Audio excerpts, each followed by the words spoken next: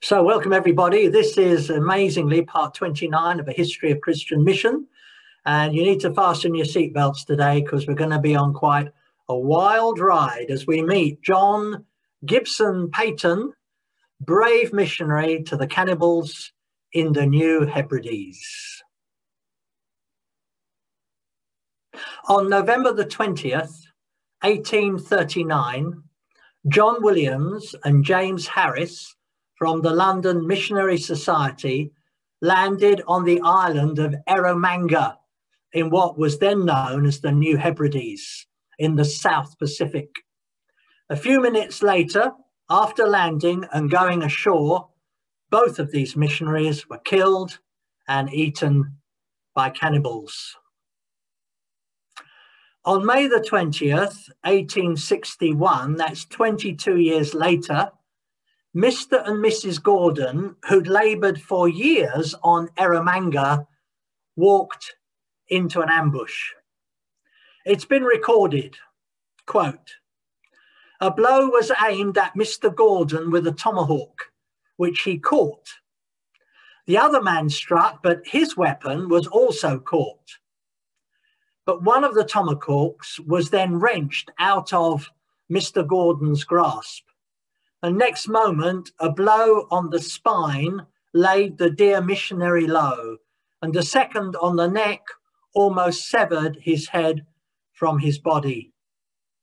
Mrs. Gordon came running to see the noise and, quote, Uben, a native, slipped stealthily behind her, sank his tomahawk into her back, and with another blow almost severed her head."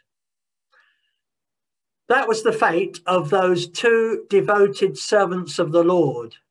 They were loving in their lives and in their deaths, not divided.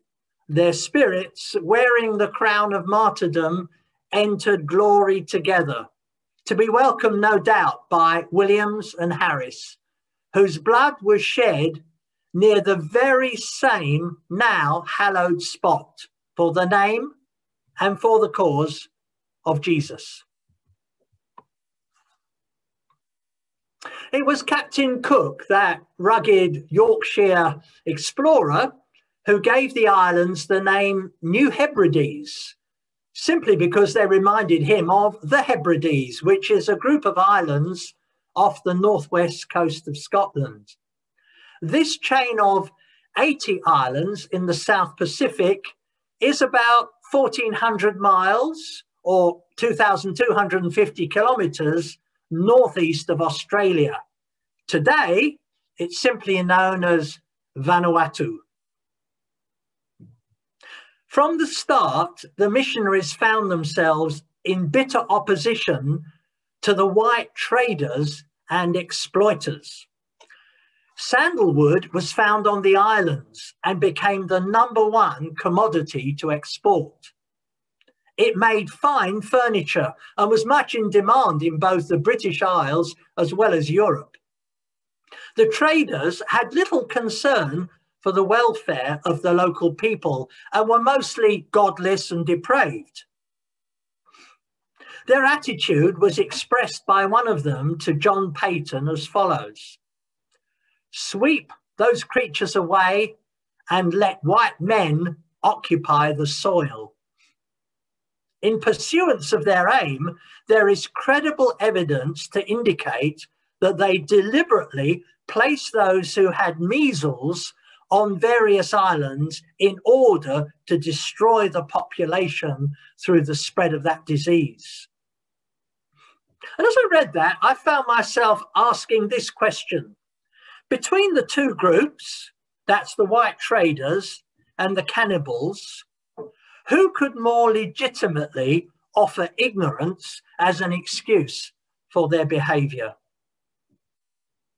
An added complication and difficulty for missionary work was that many of the local people could not distinguish between those who were traders and those who were missionaries, with the unfortunate consequence that often the missionaries were wrongly blamed for doing things to which they were not only strongly opposed, also of which they were entirely innocent.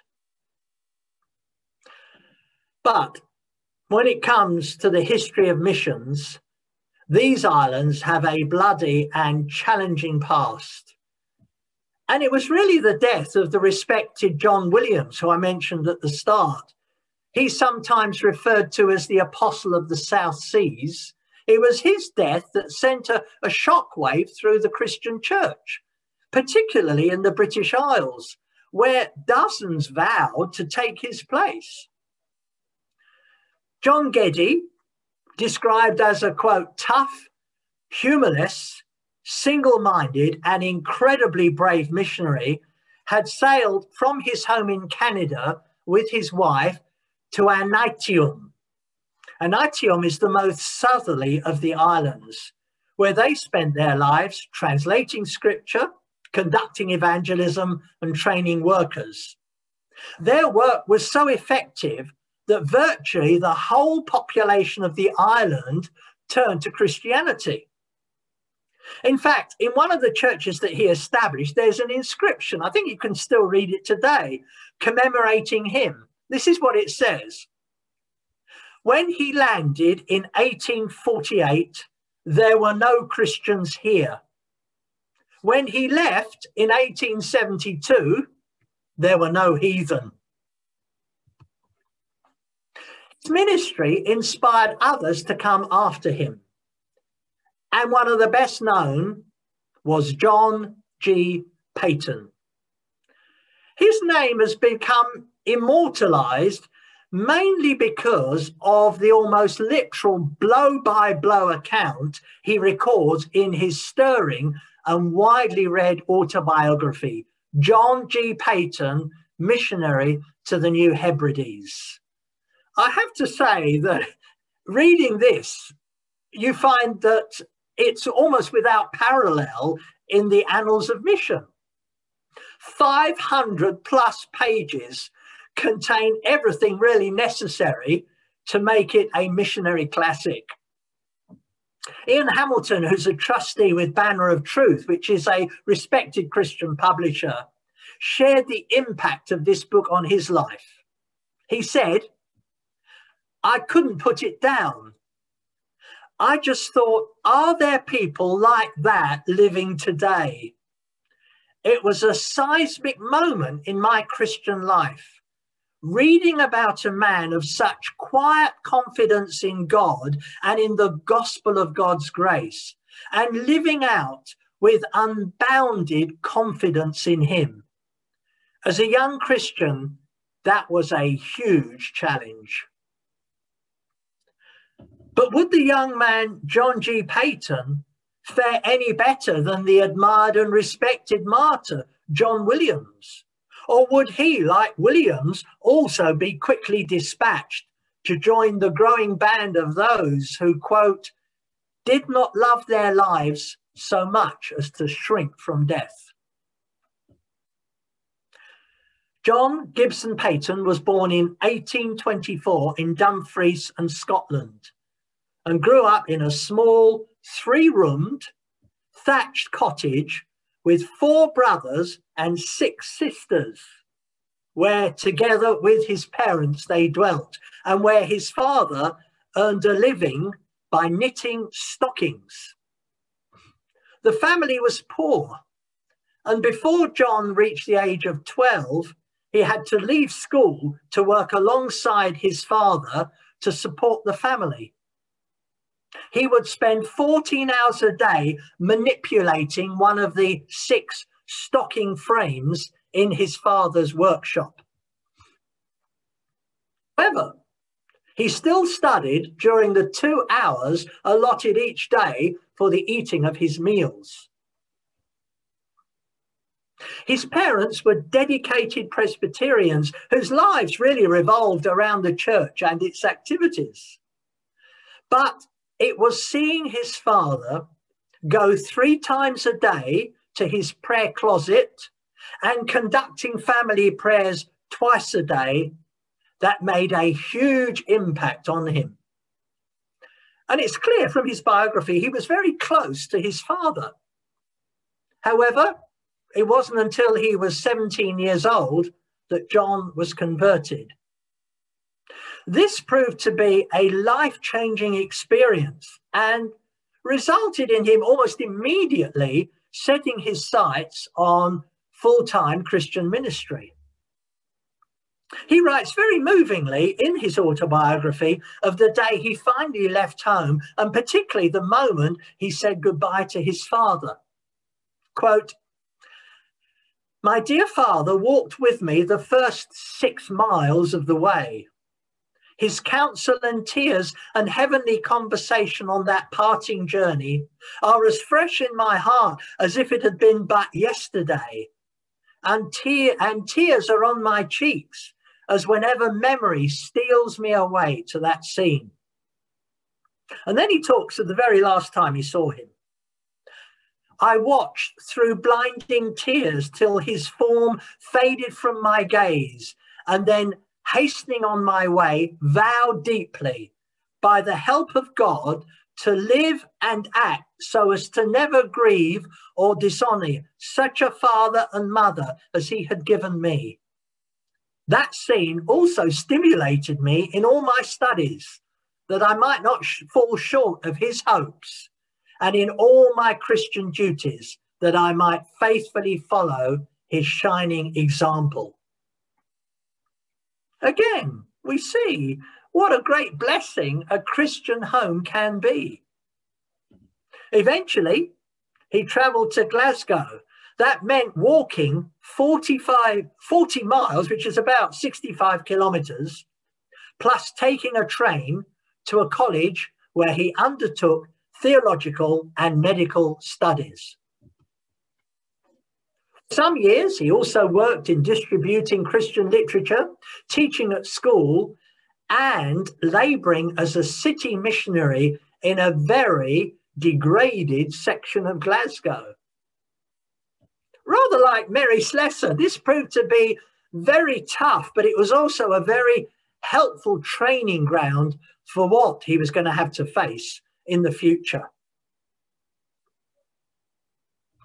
Paton was ordained by the Reformed Presbyterian Church on March the 23rd, 1858. 10 days later, on April the 2nd, John Paton married Mary Ann Robson. He was 33 and she was just 18 years old. And 2 weeks after that, on April the 16th, they both sailed from Scotland to the South Pacific. And on November the 5th, that year, John and Mary Paton landed on the island of Tanna in the southern part of the New Hebrides and built a house at Port Resolution. When they arrived, the Canadian missionary John Geddy had already been labouring in the New Hebrides for 12 years, but he served primarily on the island of Anitium. You see, different tribes lived on different islands. And whereas some tribes were perhaps a little more friendly, or at least a little more amenable, others were violent and cannibalistic. And that was very much true of the nature and character of the natives on the island of Tanna, where John and his wife lived. An early description of the natives describes them as painted savages who were enveloped in the superstitions and cruelties of heathenism at its worst. The men and children went about in a state of nudity, while the women wore abbreviated grass or leaf aprons. They were further described as totally incapable of being trusted. They say one thing and can immediately do the opposite. They fight among themselves. They are inured to cruelty while accepting the general cheapness of life. Now, one helper he had was called Namuri. He was a Christian from another island who'd come to assist John Paton. He lived in a small house just close to the Paton's mission house. When Missionary was first attacked, Paton urged him to come and stay with them in the mission house and not move among the natives as he had been doing. He refused.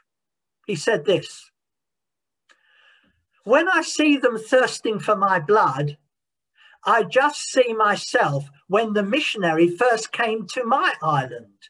I desired to murder him as they now desire to kill me. Had the missionary stayed away from such danger, I would have remained a heathen. But he came and he continued until by the grace of God I was changed.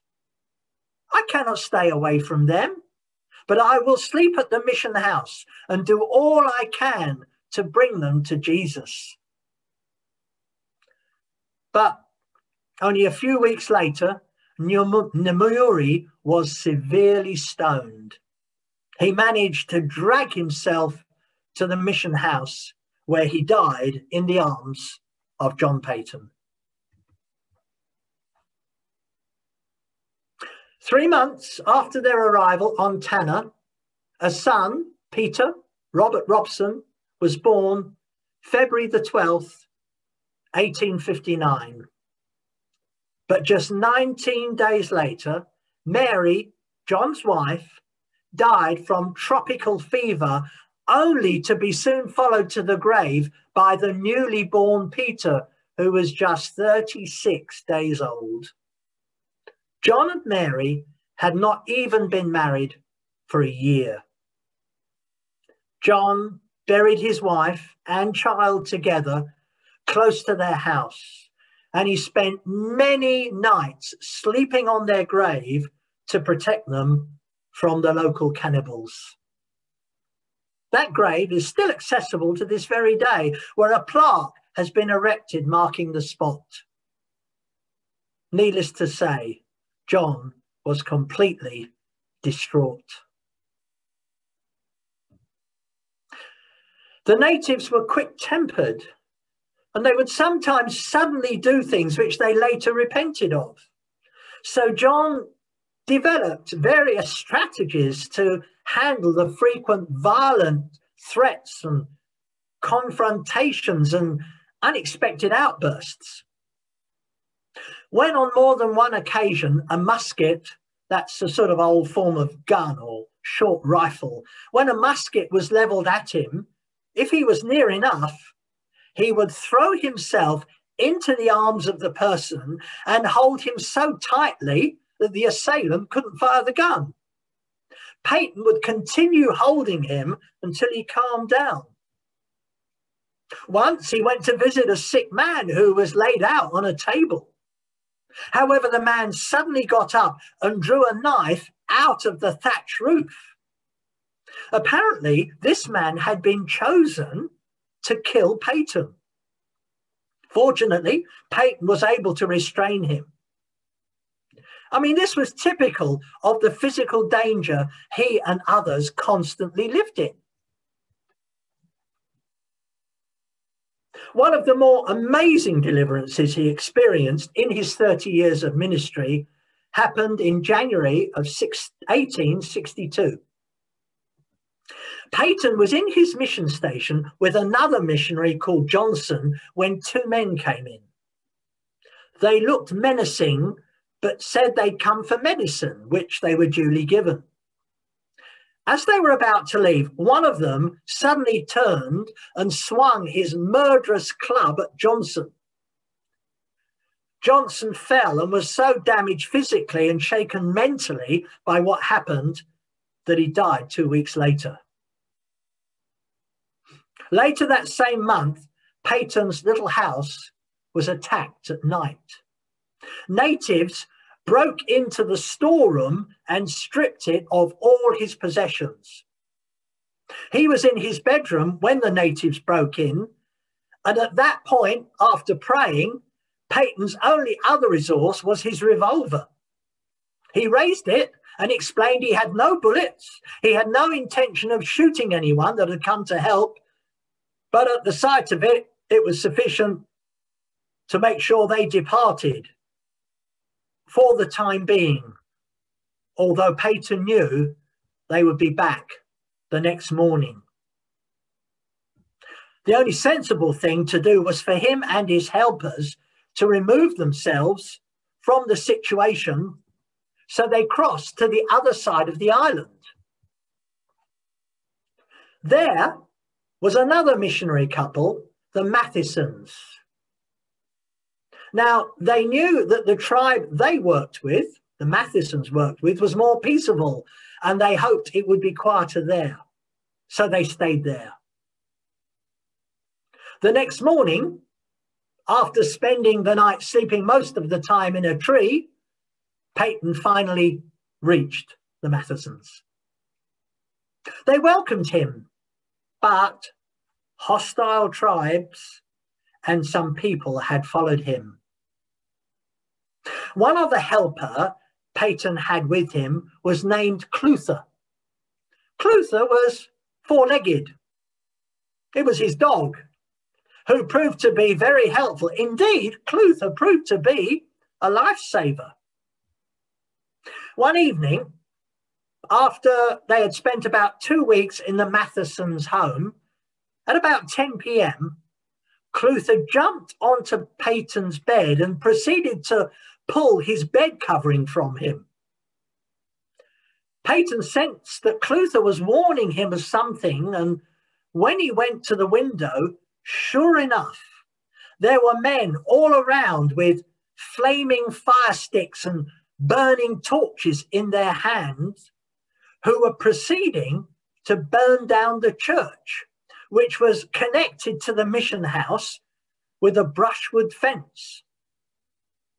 They were about to set light to the fence, which would in turn have quickly engulfed the whole mission house. So Paton told the Mathesons he was going out. He went out, he locked the door behind him, and with a tomahawk in one hand and his empty revolver in the other, reached the fence, which the fire had already ignited.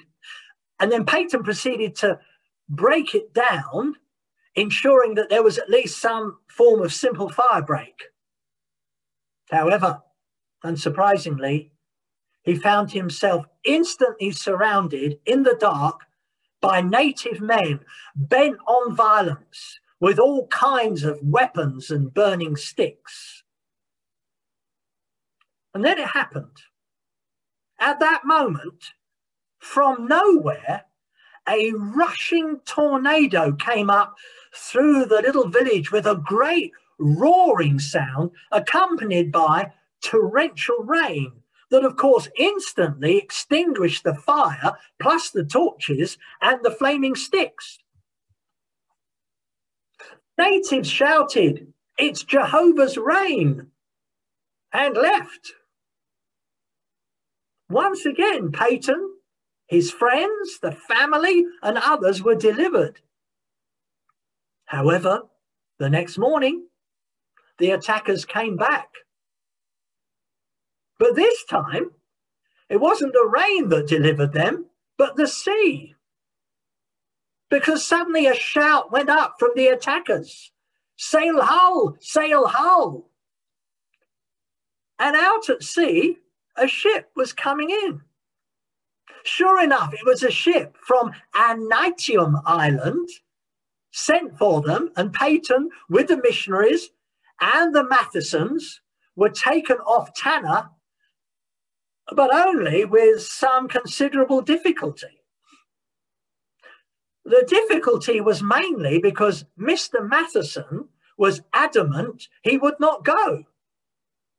But the situation had become unbearable, and fortunately, old Matheson finally relented. They left everything behind, Paton's possessions having been stolen from their home on the other side of Tanna. Together with old Abraham, who was a trusted helper, if you read the book, he features many times, plus the faithful dog Clutha and others, they sailed to Anatium, where he was welcomed back And after some prayer, the decision was made that for his health's sake and for the sake of the mission, Paton should go to Australia and there seek to arouse the Christian churches to the greatness of the need and the opportunity, maybe I should say also the cost. And that is what happened. For the next full year, Paton travelled to some 400 different locations in Australia. Not an easy thing to do, long before the time of railroad, and in many places there were few proper roads, so he considerably walked a long way. At first, he was unknown in Sydney. Often when he asked if he could preach in a church, people would inquire, "Who is this man?" But as soon as they heard him and his stories, increasing numbers of Christians rallied to him and to the message. From Australia, John Paton returned to Scotland to arouse greater interest in the work of the New Hebrides, to recruit new missionaries, and especially to raise a large sum of money for the building and upkeep of a sailing ship to assist the missionaries in the work of evangelizing the islands. Later, after receiving support and donations from the likes of C.H. Spurgeon and George Muller, amongst others, he raised a much larger sum of £6,000. That was a huge amount of money then, with which he could build and sail a mission steamship. Again, we see that ships being used for evangelism and evangelization is nothing new. When Paton came to speak at Spurgeon's church, he was publicly welcomed by Spurgeon and introduced from the platform as the King of the Cannibals. Well, during this time in Scotland, on June the 17th, 1864, in Edinburgh, Paton married Margaret, always known as Maggie, Whitecross. She came from a distinguished Presbyterian background. And then arriving back in the New Hebrides in April 1866, John and his new wife Maggie established the new mission station on Aniwa Island, which was the nearest island to Tanna. There they lived in a small native hut while they built a house for themselves and 2 houses for orphan children. Later, a church, a printing house, and other buildings were erected. But in Aniwa, they found the same natives to be very similar to those on Tanna. Quote, the same superstitions, the same cannibalistic cruelties and depravities, the same barbaric mentality, the same lack of humanitarian impulses. All these were in evidence. Nevertheless, they continued in their missionary work, and it was there in Aniwa that 6 of their 10 children were born, 4 of whom died in early childhood or infancy. Their 4th son, Frank Hume Lyle Paton, who was born on Aniwa Island, followed them as a missionary himself to the New Hebrides. There, John Paton learned the language and reduced it to writing, while Maggie taught a class of about 50 women and girls who became experts at sewing, singing, plaiting hats, as well as reading. They trained the teachers, they dispensed medicines every day, they taught them the use of tools, they held worship services every Lord's Day and sent native teachers to all the villages to preach the gospel. Enduring many years of deprivation, dangers from natives and from disease, they continued with their work, and after many years of patient ministry, the entire island of Aniwa professed Christianity. In 1899, Paton saw his Aniwa New Testament printed and the establishment of missionaries on 25 of the 30 inhabited islands of the New Hebrides. Maggie died at the age of 64 in the family home in Victoria, Australia. Paton outlived his wife by nearly 2 years, dying at the age of 82 on January the 28th, 1907, also in Victoria, Australia. They are both buried in Boroondara in Victoria, Australia, with the student group at the Presbyterian Theological College in Victoria named in his honour. There are many, many more incredible stories in his autobiography. I recommend it to you. You can find it on Amazon. Let me share with you, as I finish, a few of John Paton's quotations.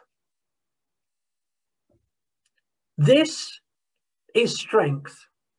This is peace.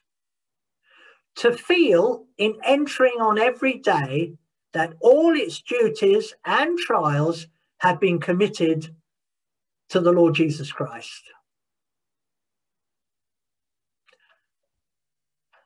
God gave his best, his son, to me, and I give back my best, my all, to him. Number 3, nothing so clears the vision and lifts up the life as a decision to move forward in what you know to be entirely the will of God. Remember, he was an ordained minister in the Reformed Presbyterian Church. And this is how he spoke of celebrating Holy Communion. At the moment, I put the bread and wine into those dark hands, once stained with the blood of cannibalism, now stretched out to receive and partake the elements and the seals of the Redeemer's love. I had a foretaste of the joy of glory that well nigh broke my heart to pieces. I shall never taste a deeper bliss till I gaze on the glorified face of Jesus himself. And finally, the quote that probably he's most well known for, you may have heard it, maybe you haven't, here it is. If I die here in Glasgow, I shall be eaten by worms. If I can but live and die serving the Lord Jesus, it will make no difference to me whether I'm eaten by cannibals or eaten by worms. Great. Let me show you just a few pictures to finish with.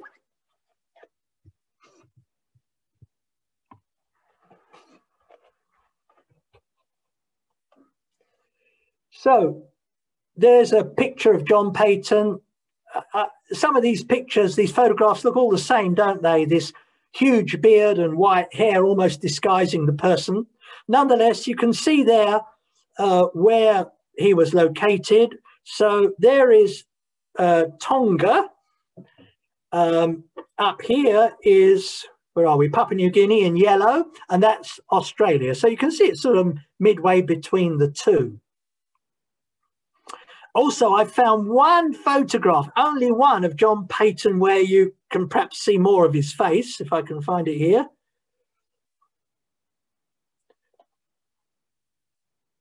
Oh yeah, there we are. That's the only one I could find. Even that's got the top of his head cut off, but there he is. I love his eyes. You can see the love of Christ, I think, and his compassion and steadfastness of purpose right there in that amazing photograph of him.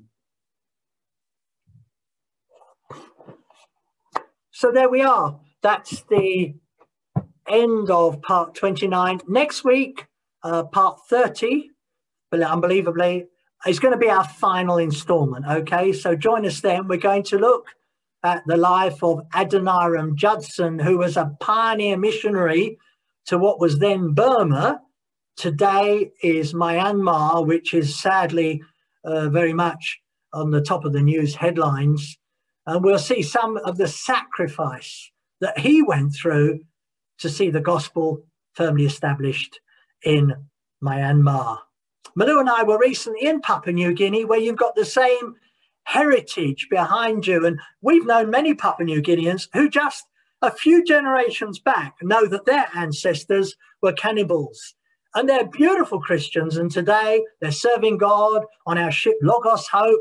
We've also obviously went to some huge churches there. And it was just a privilege and a thrill to be amongst a group of people where our own ancestors gave their lives so that they could hear and receive the gospel. What a challenge and what a privilege as well. So there we are. If you'd like to unmute yourselves, and we can say farewell to different ones. Thank you for coming. I hope you're challenged. Thank you for sharing. It's a pleasure, Jolie. God bless you. Look forward to you joining us in the coming week's time, part 30. Have a great week. And Elfa, God bless you. Lovely to see you there. Our friends from the Philippines and all the rest of you. God bless you, each one. Have a great week. Bye. God bless you, John and Nero. I see it says we have less than a minute. Laura May, come and join us. Sanjay, good to see you. God bless you. And Bastine, have a great week. We're thinking and praying for you in India, particularly in these days. We know it's been a very, very difficult time. God bless you. Caroline, too, again. Lovely to see you. Thank you. Alison, James.